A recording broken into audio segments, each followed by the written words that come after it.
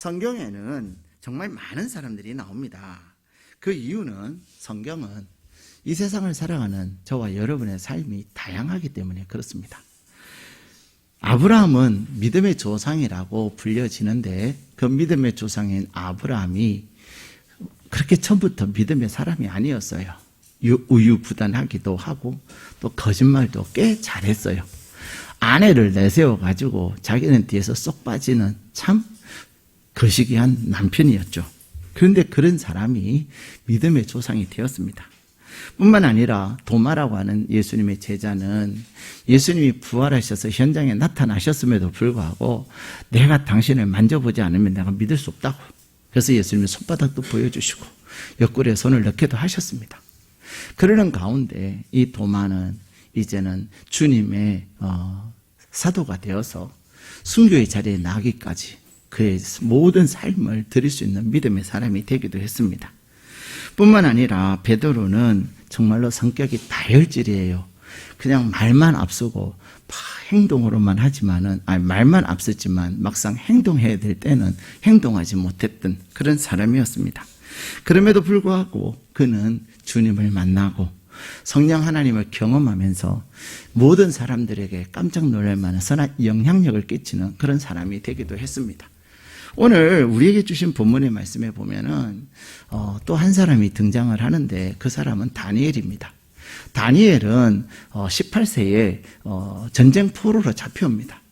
남유다가 멸망하면서 유다라고 하는 나라가 멸망하면서 포로로 잡혀온 거예요. 성경에는 다니엘의 부모가 누구인지도 그 이름이 나오지 않습니다. 그러나 분명히 다니엘은 그래도 이스라엘의 귀족 집안이었지 않나라고 사람들은 유추를 합니다. 그런데 이 다니엘이 전쟁 포로로 잡혀왔지만 그가 바벨론이라고 하는 왕국에서 또 메대라고 하는 왕국으로 또 메대에서 바사라고 하는 왕국으로 왕국이 우리나라로 말하면 고려시대를 지나고 또 조선시대를 지나고 그러면서 또 한국을 대한민국 시대 물론 그것은 시간이 많이 지났지만은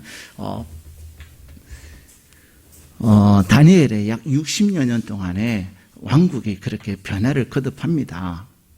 새 왕국이 지나는 동안에 또 여러 왕들을 그는 겪습니다. 느부갓네살이라고 하는 왕이나 벨사살이라고 하는 왕이나 다리오라고 하는 왕이나 또한 고레스라고 하는 왕. 근데 왕조를 거듭하고 왕을 계속해서 새로운 왕을 맞이하면서도 그는 승승장구했던 사람이에요. 전쟁 포로로 잡혀왔던 그였지만 그의 삶은 날로 더 승승장구했습니다. 그래서 오늘은 급기야 어떤 일이 일어납니까? 다리오라고 하는 왕이 전국을 다스리기 위해서 120개의 고관을 세웁니다.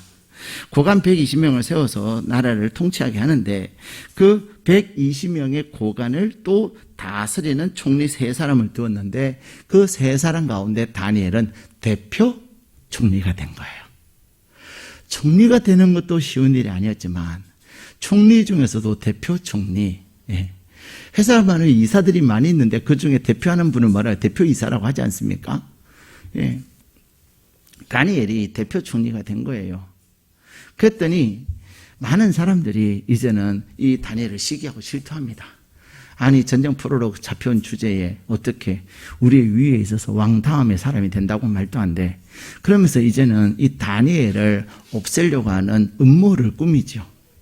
아무리 다니엘의 그것들을 뒤져봐도 요즘 말로만은 청문회 하듯이 모든 것을 탈탈 털었는데 성경은 뭐라 그래요? 다니엘에게서 고발할 근거를 찾지 못했다는 거예요. 아무 근거도 없고 아무 허물도 찾지 못했다. 이렇게 성경은 얘기합니다. 충성스러워서 그것 때문에 없다는 거예요. 사실 사람들은 다 이렇게 정직하게 살고 의롭게 살고 법대로 살려고 하지만 나도 모르는 사이에 실수하고 나도 모르는 사이에 잘 못 살 때가 있어요. 완벽한 사람은 한 사람도 없어요. 그래서 어떤 기준을 딱 들이댈 때 우리는 말 못할 그런 상황들이 접할 수 있습니다. 그런데 다니엘은 그런 것이 하나도 없었다는 거예요. 그러니 이 다니엘을 이제 제거하려고 했던 이 총리들이나 고관들의 입장에서는 참 난감했습니다. 그래도 또 찾고 또 찾았더니 정말 궁색한 근거 하나를 찾았는데 그게 뭐라는 거죠? 우리 5절 말씀 읽겠습니다.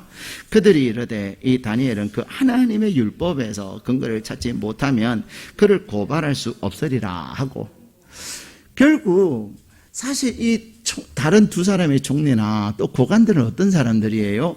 다니엘과 함께 국정을 논했던 사람들이고 다니엘과 함께 국사를 같이 도모했던 사람들이에요. 근데 그들 가운데 시기하고 질투하는 마음이 들어가니까 결국 이 다니엘을 제거하려고 했던 거죠.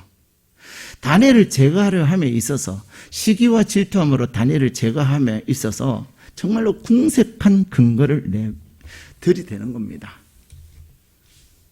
우리는 살아가면서 이러한 일들을 당할 때가 있습니다. 우리를 시기하고 질투하는 사람들. 여러분들이 하나님의 은혜를 누리고 있다 보면은 여러분을 시기하는 사람들, 질투하는 사람들이 있다니까요.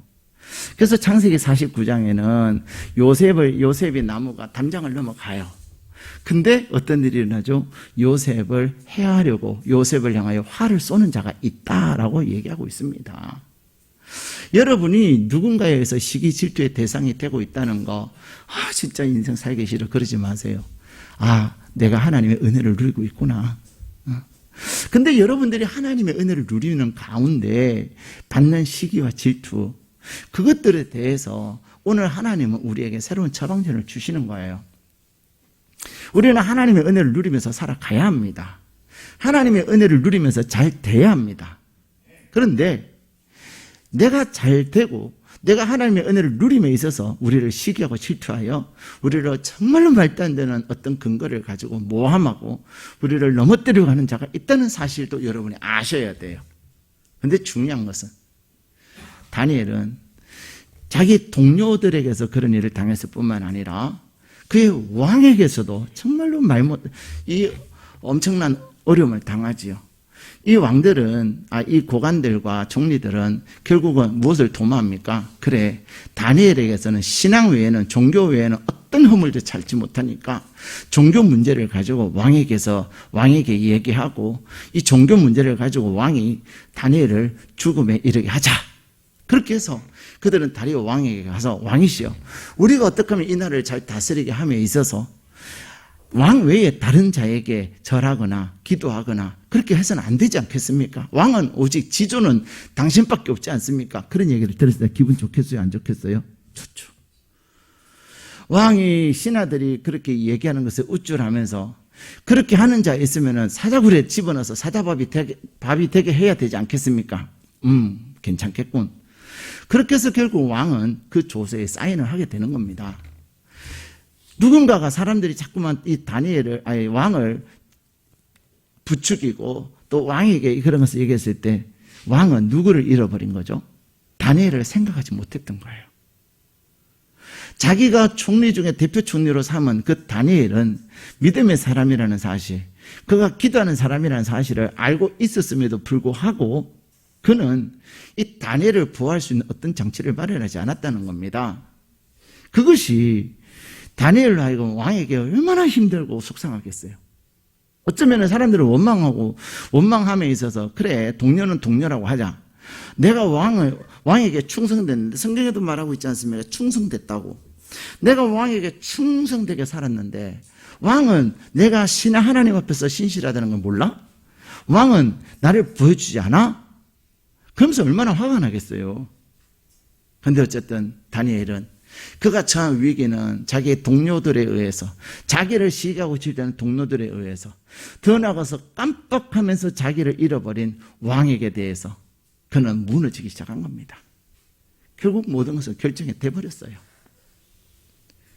자, 여기서부터 이제 우리가 어떻게 해야 될지를 하나님은 말씀하고 있습니다. 사랑하는 여러분, 여러분은 다니엘처럼 목숨을 잃어버리는 상황에는 이르지 않았을는지 몰라도 누군가가 여러분을 시기하고 질투해서 계속 여러분의 마음을 흔드는 자들은 없습니까? 더 나아가서 여러분을 어떤 일에서 제거하려고 하는 자들은 없습니까? 그래서 내가 하고 있는 모든 일들이 이제는 빵그리 사그라지고 내가 무너져서 회복도 할 수 없는 그런 처지로 내몰리고 있지는 않습니까? 그런데 하나님은 오늘 우리에게 그런 절대적 위기 가운데 있는 우리에게 처방전을 내려주시는 거예요. 그것은 전화위복의 처방전입니다. 우리가 생명을 잃어버리는 것과 같은 위기, 나의 모든 것이 사라지는 그런 절대절명의 어려움, 그 가운데서 하나님은 어떻게 전화위복시키시는지 다니엘이라고 하는 사람의 삶을 통해서 우리에게도 말씀하고 계십니다. 다니엘은 정말로 얼마나 기가 막히겠어요. 그런데 이런 상황 속에서 다니엘이 무엇을 했습니까? 우리 10절 말씀 같이 읽겠습니다. 시작. 이 다니엘이 이 조서에 왕의 도장이 찍힌 것을 알고도 자기 집에 돌아가서는 윗방에 올라가 예루살렘으로 향한 창문을 열고 전에 하던 대로 하루 3번씩 무릎을 꿇고 기도하며 그의 하나님께 감사하였더라. 아멘. 자, 지금 다니엘은 생명의 위험이 다가왔습니다. 사람들에 대한 배신감과 심지어는 자기가 절대적으로 의지했던 왕에 대한 실망감이 어마어마하게 밀려왔어요. 근데 그래서 모든 것이 끝나가는 그런 상황 가운데 다니엘은 어떻게 합니까? 기도했다는 것입니다. 사랑하는 여러분, 이 세상의 모든 것이 무너지는 것 같고 모든 것이 절망이 되는 것 같지만 우리에게는 무엇이 있습니까? 기도라고 하는 것이 있습니다. 하나님은 저와 여러분에게 이 모든 것을 반전시킬 수 있는 통로를 주셨는데 그게 바로 기도예요. 다니엘은 이런 위기 속에서 기도합니다. 우리는 사실 기도하면서 기분 나쁘면 기도 안 해요. 그렇죠? 내가 왜 기도에 미쳤어? 내가 기도할 기분이 아닌 것 같아. 기도는 기분으로 하는 게 아닙니다. 내 마음이 얼마나 상한데, 내 감정이 얼마나 힘든데 어떻게 기도가 돼? 안 해. 그러면서 내 감정이 상했다고 우리는 또 기도의 자리를 피합니다. 그런데요, 오늘 다니엘은 어떻게 합니까? 전에 하던 대로. 우리 예수님은 습관을 따라. 우리 예수님은 십자가를 앞에 두고서 기도하러 가시는 거예요. 우리 주님은 늘 기도가 삶이셨습니다. 하나님이신 예수님께서 육신을 입고 이 땅에 오셔서 행하신 것은 기도하는 것이었습니다. 기도를 제외하고는 우리 예수님의 삶에서 어떤 것도 기대할 수 없다는 것을 예수님은 아셨어요. 그래서 피곤한 몸을 이끌고 기도의 자리는 늘 지키셨던 거예요. 예수님으로 하여금 육신을 입으셨기 때문에 예수님의 인성 가운데 신성이 나타나게 하는 그 모든 것들은 예수님의 기도를 통해서 성령님의 역사심이 그로 하여금 그런 삶을 살게 했던 겁니다. 다니엘도 마찬가지입니다. 다니엘은 전쟁 포로로 잡혀왔지만 이미 그가 예루살렘에서 유다에서 기도의 삶을 배워왔던 거예요. 어려서부터 기도가 삶이 되었기 때문에 그는 전쟁 포로로 잡혀왔어도 기도했고, 기도하는 가운데 하나님께서 영감 주셨고, 기도하는 가운데 하나님이 일하심을 그는 60년 포로 생활 가운데서도 날마다 경험했던 것입니다. 60년 포로 생활의 마지막 결정에 이제 그가 유종의 비를 거둘 것인가, 그냥 역사 속에서 비참하게 사라질 것인가, 그 상황 속에서 다니엘은 기도를 택합니다. 모든 것이 꽉 막힌 것 같지만 다니엘은 무엇합니까?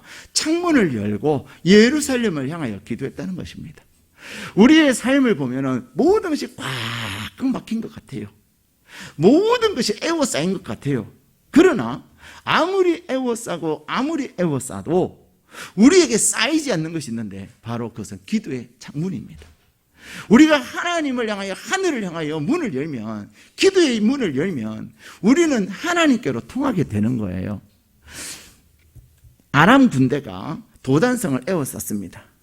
게하시는 그 도단성을 에워싸고 있는 아람 군대를 보면서 질겁을 합니다. 이제 죽었다고.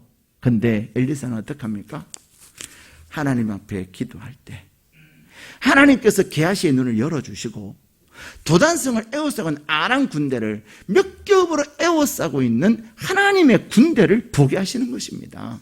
사랑하는 여러분, 여러분이 하나님 앞에 모든 것이 무너지는 것 같고 절대절명의 어려운 가운데 있을지라도 그것은 문제가 되지 않습니다. 누구에게? 기도하는 사람들에게.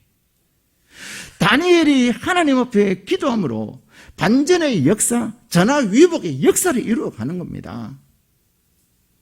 저는 목사로서 목회하면서 기도가 없다면 저는 목사 안 합니다. 왜요? 기도할 때 하나님이 살아계심을 나타내시기 때문에 그렇습니다. 기도할 때 하나님이 일하시기 때문에 그렇습니다. 우리가 세상 사람들과 우리가 다른 이유는 기도입니다. 기도는 나에게 주신 하나님의 말씀이 실제가 되게 하는 통로예요. 하나님의 말씀을 우리가 읽고 우리가 하나님의 말씀을 가지고 있지만 그것이 내 삶에 실제가 되게 하는 통로가 뭐냐면 기도예요. 기도하지 않으면 우리는 성경을 읽거나 될까? 에이, 말도 안 돼. 우리는 늘 기도하지 않을 때는 성경을 이성으로밖에 읽을 수 없어요. 세상의 논리를 가지고밖에 읽을 수 없습니다. 그러니 말이 안 되는 것 같고 이해가 안 되는 거예요. 그러나 우리가 하나님 앞에 기도하며 성경을 읽을 때에 성령께서 우리의 눈을 열어주시고 성령께서 우리의 생각을 열어주셔서 그 말씀이 믿어지게 하시고 그 말씀이 내 가운데 일하실 것을 확신하게 하는 겁니다. 다니엘은 그랬어요. 그래서 그는 그의 생명이 끝나가는 그 상황 속에서도 기도를 포기하지 않았습니다. 다니엘은 하루에 몇 번 기도했습니까? 3번 기도했습니다. 근데 이제 생명이 기도하면 죽는데 그것도 어떻게 죽어요? 사자밥으로 죽는 거예요. 사자밥으로 죽는데 그는 그래도 그 자리에 나가는 겁니다. 레미제라블의 저자인 빅토르 위고는 이런 얘기를 합니다.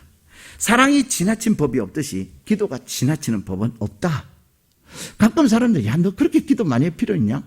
야, 기도만 하지 말고 좀 행동을 해. 여러분, 기도는 아무리 해도 지나치지 않습니다. 내가 기도할 때 하나님이 일하시기 때문에 그렇습니다. 그렇다고 내가 기도만 하고 다른 걸 하지 말라는 게 아니에요. 내가 기도의 자리에 가면 내 안에 계시는 성령님께서 우리가 무엇을 해야 될지 알게 하시고 우리가 어떻게 해야 될지 깨닫게 하시는 거예요. 그리고는 우리를 하여금 뭐하게 만듭니까? 순종하게 만드는 거예요. 제가 이번 주에도 어떤 계획을 가지고 있었어요. 근데 과연 그렇게 하는 것이 하나님이 기뻐하실까? 이거는 당연히 해야 되는 일이에요. 근데 하나님 앞에 기도합니다.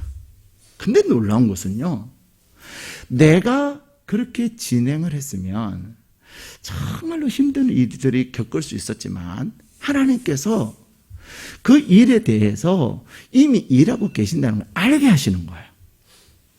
그래서 내가 계획하던 일들을 내려놓게 됐어요. 지금은 아니구나. 사랑하는 여러분, 하나님은 우리가 기도할 때 우리를 그럼 실수하지 않게 하시고 우리가 기도할 때 전능하신 하나님이 일하게 하시는 겁니다. 그래서 키에르케고르라고 하는 철학자는 뭐라고 말하냐면 기도는 호흡이다 이렇게 얘기합니다. 한번 따라 하실까요? 기도는 호흡이다. 호흡이다는 말은 기도하지 않으면 우리는 죽은 거다. 심정지가 오면 죽는 거예요. 기도하지 않으면 우리의 영적 심정지가 오는 겁니다. 철학자 키에르케고르는 그가 주님을 만나고 나서는 논리보다도 이성보다도 기도가 절대적임을 알았던 거예요.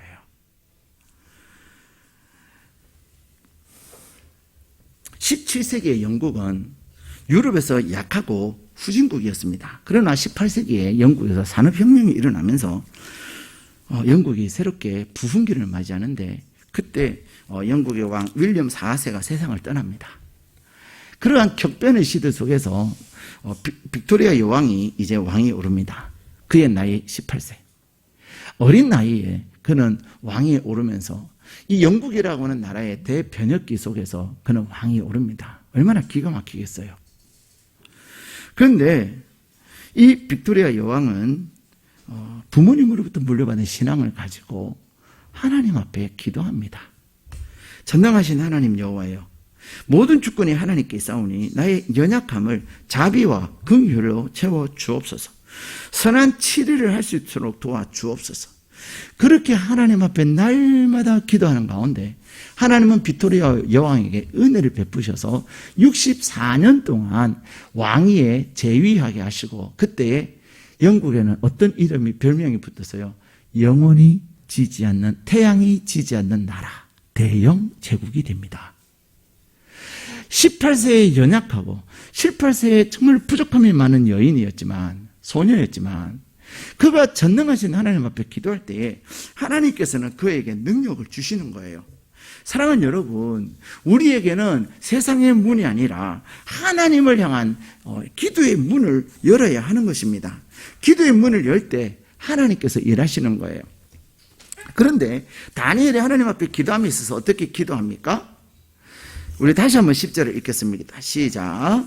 다니엘이 이 조서에 왕의 도장이 찍힌 것을 알고도 자기 집에 돌아가서는 윗방에 올라가 예루살렘으로 향한 창문을 열고 전에 하던 대로 하루 3번씩 무릎을 꿇고 기도하며 그의 하나님께 감사하였더라. 아멘. 자, 여러분 연필을 꺼내셔가지고 전에 하던 대로 그리고 기도에 동그라미 하시고 그 다음에 감사에 동그라미 하세요.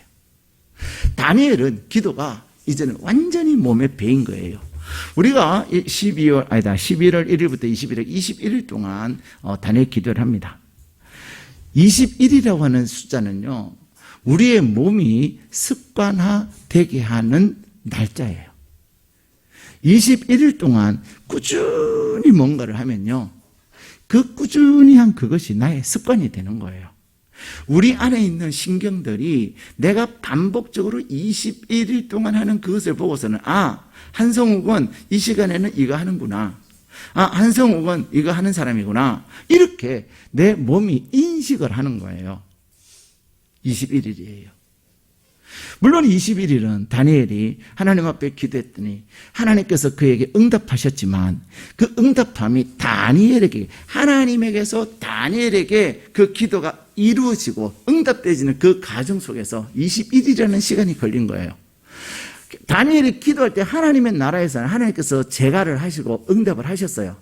근데 그것이 다니엘에게 오기까지 누가 방해했다는 거예요? 사단의 방해가 있었다는 겁니다. 사단의 방해가 있었지만 다니엘이 21일 동안 계속 하나님 앞에 기도하는 가운데 그 사단의 방해가 끊어지는 거예요. 그래서 21일 다니엘 기도라는 것이 나오는 거예요. 사랑하는 여러분, 여러분이 하나님 앞에 기도하되 어떻게 다니엘은 기도했습니까? 감사하며 기도했습니다. 여러분, 감사가 되겠습니까? 기도도 내가 미쳤어, 내가 기도하게. 나 기분 나빠서 안 해. 내가 성질 나서 안 해. 내가 뭐 때문에 기도하는데? 우리는 기분 나쁘면 기도 안 하고요, 힘들고 바빠도 기도 안 하고요, 감정이 상해도 기도 안 해요. 기도는 내 감정과 내 기분과 내 상황에 따라서 내가 하고 말고 결정할 수 있는 게 아니에요. 기도는 내 삶이에요. 기도는 내 호흡이라니까요. 내가 4년이냐 죽느냐는 무엇에 있습니까? 기도에 있는 거예요. 내가 기도하면 살고요, 내가 기도하면 문제가 풀어지고요, 내가 기도하지 않고 기분대로 살고 감정대로 살면 그렇게 결국은 사는 거예요. 바쁘면 바쁠수록 빌 하이비스 목사님은 나는 바빠서 더 기도합니다라고 얘기합니다. 우리는 하나님을 잘 모르니까 바쁘면 기도 안 합니다. 근데 하나님을 알면 내가 바쁘면 바쁠수록 더 기도하는 거예요. 바쁘면 바쁠수록 더 기도할 때 나의 바빠서 내가 어떻게 할지 모르는 나에게 하나님 어떻게 하시죠? 조정하시고 교통정리하시고 하나님이 또 다른 사람들 가운데 역사하셔서 모든 일을 선하게 이루어 가시는 거예요. 그게 기도입니다. 그게 기도예요. 기도를 경험하면 결국 기도보다 다른 어떤 것보다 기도를 앞서지 않습니다. 그런데 기도함에 있어서 어떻게 기도하죠? 감사하면서 기도하는 거예요. 자, 다니엘이 기도하는 것도 쉽지 않은데 감사가 돼요, 안 돼요? 우리는 안 되는데 다니엘은 돼요. 성경은 다니엘이 뭐라고 기도해 감사했는지는 기록하고 있지 않지만 제가 볼 때 다니엘이 감사한 것 5가지만 제가 말씀드려 볼게요. 첫 번째, 하나님, 내가 생명을 내어놓고 기도의 자리를 지킬 수 있어서 감사합니다. 두 번째, 나의 모든 사정을 아시고 나를 위해서 일하실 하나님이 계시기에 감사합니다. 세 번째, 나로 하여금 지난 60년 동안 내 기도를 응답해 주시고 나와 동행하신 하나님 감사합니다. 네 번째, 내가 사자밥이 되어서 죽을지라도 나에게는 하나님의 나라 천국에 있음을 내가 믿기에 감사합니다. 다섯 번째, 미리 감사하는 거죠. 하나님, 내가 기도할 때 하나님께서 가장 선하게 일하실 것을 내가 믿고 감사합니다. 미리 감사하는 거죠. 감사할 것 더 얘기할 수 있어요. 내가 여섯 번째, 내가 포로로 잡혀왔지만 지금까지 죽지 아니하고 이렇게 귀하게 쓰임받을 수 있어서 이 바벨론과 메대와 바사의 하나님의 살아계심을 나타낼 수 있게 하심을 감사합니다. 일곱 번째, 나의 기도에 날마다 응답해 주심에 감사합니다.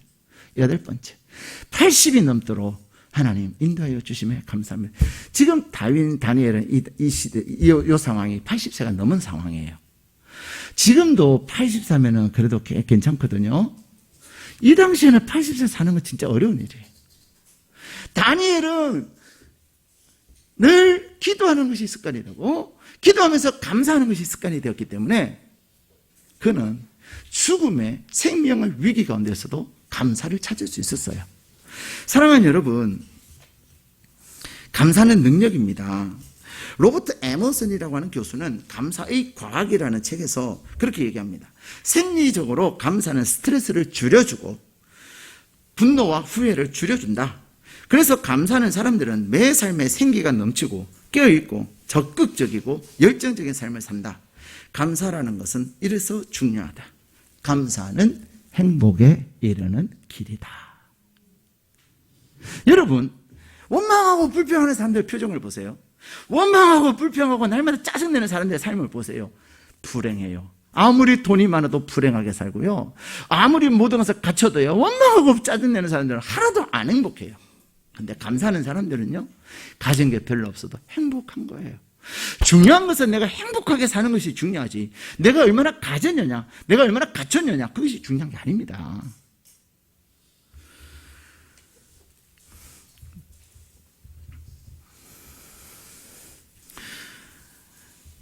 (100가지) 감사로 행복해진 이야기라는 책이 있습니다.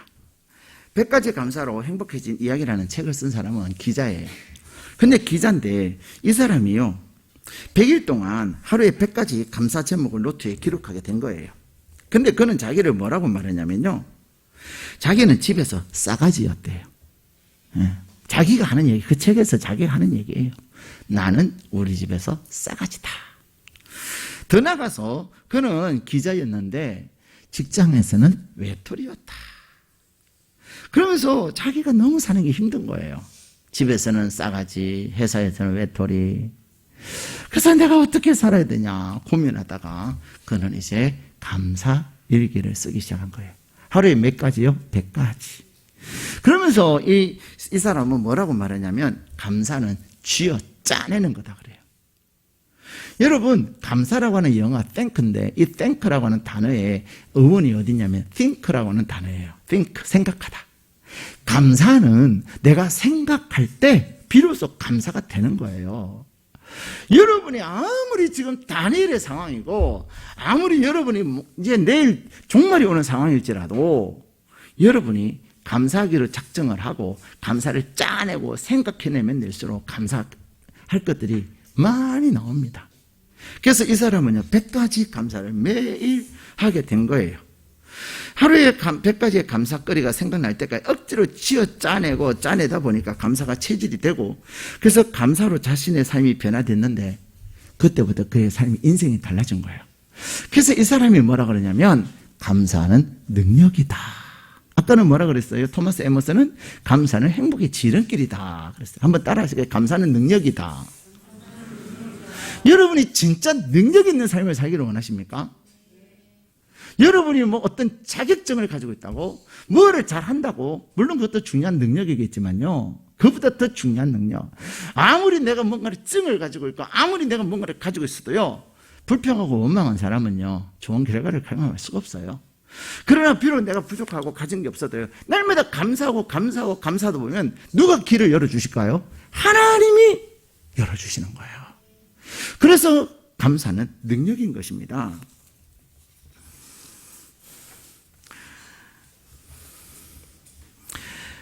러시아의 대문호 도스토옙스키는 이런 얘기를 합니다. 감사에 대한 망각 증세를 살아가고 있다. 예.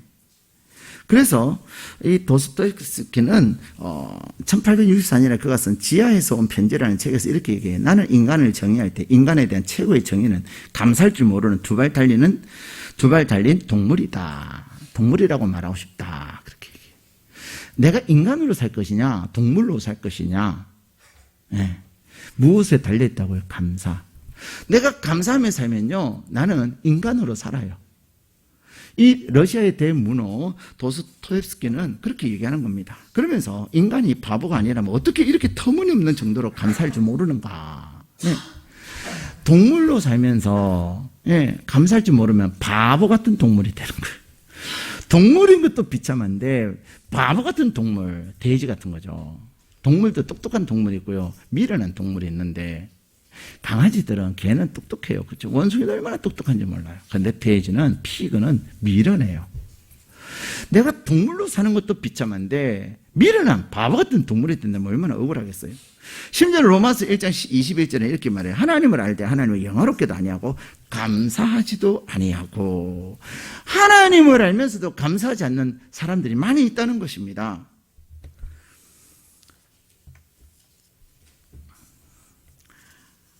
세브란스에 입원하셨던 한 사모님 이야기예요. 이분은 감리교회의 목사님 사모님의 부인이셨는데 위험한 판단을 받아요.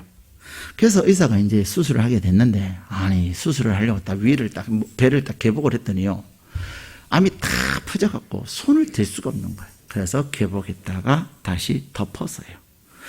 그리고 이 의사가 이 사모님이 하는 얘기가 그래요. 사모님, 죄송하지만 다 퍼져서 손을 댈 수가 없습니다.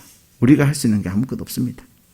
근데 이 의사는 크리스찬 의사였어요. 그래서 사모님, 인생을 정리하는 의미에서 특별히 할 일이 없으시니까 지금까지 인생을 돌아보면서 감사할 것들을 한번 써보세요. 그러면서 공책과 볼펜을 갖다 드렸어요. 할 일이 없고 무료하니까 이 사모님이 의사가 시킨 대로 한번 써봤어요. 여러분, 이제 위암에 걸려서 손도 쓸 수 없는 그런 상황 속에서 무슨 감사예요, 그렇죠? 무슨 얼어 죽을 감사, 그렇죠? 근데 이 사모님이 이제 감사를 쓰기 시작한 거예요. 첫 번째 감사가 뭐였냐면요, 첫 번째, 예수 믿어 구원받게 하시니 그 은혜에 감사합니다. 두 번째는 성격이 못됐지만 그래도 목사 사모가 되어서 교인들의 사랑을 받으며 살아오게 하심을 감사합니다. 세 번째, 우리 아이들이 믿음 안에서 건강하게 자라게 하시니 감사합니다. 그러면서 감사를 쓰기 시작했는데 몇 개를 쓴 줄 아세요? 137개를 쓴 거예요. 그리고는 이 사모님 이제 퇴원을 합니다. 복수가 차면 한 번씩 병원에 오셔가지고 배에 찬 복수를 빼내세요. 이제는 병원에 살 수 있는 게 아무것도 없으니까 퇴원하세요. 근데 이 사모님은 병원에 계시면서 이미 137개의 감사를 쓰면서 뭔가가 달라지는 것을 느끼기 시작한 거예요. 최소한 몸의 변화는 아니지만 자기 마음의 변화가 일어난 것을 알게 된 거예요. 그래서 이제 퇴원하셔가지고도 계속해서 감사를 쓰기 시작한 겁니다. 근데 감사를 쓰면 쓸수록 나에게 베풀어주신 하나님은 너무 고맙다. 나는 이렇게 그냥 있을 수 없다. 그래서 이 사모님이요, 이제 그 아픈 몸을 이끌고 교인들을 신방하기 시작한 거예요. 그리고는 전도하기 시작하고요, 기도하고요. 그랬어요. 그때 교인들이 걱정할 거 아니에요. 우리 사모님 몸이 저래갖고 이제 천국 갈 날이 얼마 안 남면 저기 도대체 왜 저러시냐, 진짜 가만히 계시지. 막 교인들은 걱정하는데 사모님은요, 얼굴에서 빛이 나기 시작한 거예요. 매일 감사하다 보니까 그 얼굴에 광채가 나기 시작한 거예요. 그런데 놀라운 일이 시작됐습니다. 먹기 시작했고요, 소화가 되기 시작했어요. 그러다가 몸이 점점 좋아지는 것을 느끼게 된 거예요. 그래서 이제 병원에 갔는데 검사하러 갔더니 의사 선생님이 뭐라 하냐면, 사모님의 암이 나았습니다. 암세포가 다 죽었습니다. 그런 거예요. 아멘 좀 하세요. 실화예요, 실화. 실화라니까요. 감사는 능력입니다. 감사는 여러분의 인생을 행복하게 만드는 통로입니다. 감사는 여러분의 삶에 있는 사자들의 입을 봉하는 능력이요. 감사는 여러분들의 삶에 시기하고 질투해서 여러분들의 화를 쏘는 자들을 사라지게 만드는 통로입니다. 나는 하나님께 감사를 했는데 하나님께서 그 모든 일들을 다스리는 거예요. 창세기 12장 3절에 보면 너를 축복하는 자에게 내가 복을 주고 너를 저주하는 자를 내가 저주할 것이다.